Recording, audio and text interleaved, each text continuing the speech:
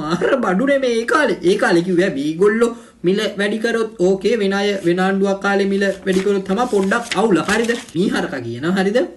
ආණ්ඩුවේ ආර්ථික දැක්මක් නැහැ. ආර්ථික හැකියාවක් නැහැ. ආණ්ඩුවේ මහා වංචා දූෂණ ගොඩක් තියෙනවා. අධ්‍යාත්මික නායකතුමා කියනවා මේ කිසිදු අනුකම්පාවක් නැතුව ජනතාව මත බර පටවනවලු. හරිද? එක්ක තෙල් මිල වැඩි කිරීමේ උත්සාහය අකුල ගන්න ඕනේ නැත්නම් ආණ්ඩුව ගෙදර යන්න. මේ වෙලාව තියෙන්නේ මේ ආණ්ඩුවට ආර්ථික දැක්මක් නැහැ, ආර්ථික හැකියාවක් නැහැ, කිසිදු අනුකම්පාවක් නැතුව ජනතාව මත පටවනවා. එක ආණ්ඩුව මේ තෙල් මිල වැඩි කිරීමේ උත්සාහය අකුල ගන්න ඕන නැත්නම් ආණ්ඩුව ඉතා ඉක්මනින් ගෙදර යන ලෑස්ති වෙන ඕන කියලා. වෙලා තියෙන්නේ toy ටික තමයි ජනතාව මත බර පටවන්නේ. ඔයගොල්ලෝ විදුලි බිලත් වැඩි කරා.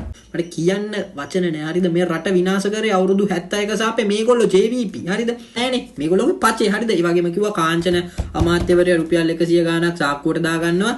අරක මේක කියලා හෙන පම්පෝරියක් ගැහුවා. හරිද? දැන් ඒතකොට දැනුත් කාංචන ඇමතිතුමා මේක ගහනවාද? අපිට ඒක දැනගන්න. මේ කාංචන ඇමතිතුමාද දැන් මිල වැඩි කරන්න කිව්වේ. අපත් යන්නේ මේ කාංචන ඇමතිතුමාගේ සාක්කුවටද? හරිද? ඔන්න ඕක තමයි ප්‍රශ්නේ. හරිද? ඕක හොයාගන්න ඕනේ. මේ ආධ්‍යාත්මික නායකයා. හරිද? ඔය පොල් වස්සයි ගොන් වස්සයි සෙට් එක එකතු වෙලා තමයි මේ රට විනාශ කරේ. බඩක් නෑ. හරිද? ජනතාවට සෙත සලසන්නේ නවා. සෙත සලසපු හැටි දන්න මේ කාලේ තියා මිනිස්සු මේගොල්ලෝගේ. හරිද? ඔලු ජනතාවට මේ ආකාරයේ බර පටවනවා නම් හරිද? ජනතාව මත බර තියලා ඕගොල්ලෝ ආණ්ඩු ගෙනියන්න හදනවා නම් ඕගොල්ලන්ට වැඩි කල් ආණ්ඩු කරගෙන යන්න බැරි වෙයි. පුළුවන් ඔය කයිවාරුව නවත්තන්න. ඔය කයිවාරුව නවත්තලා වැඩ කරන්න ගත්තොත් මීට වැඩිය දෙයක් කරගන්න පුළුවන් වෙයි මහත්තයෝ. බොහොම ස්තුතියි. ජය වේවා.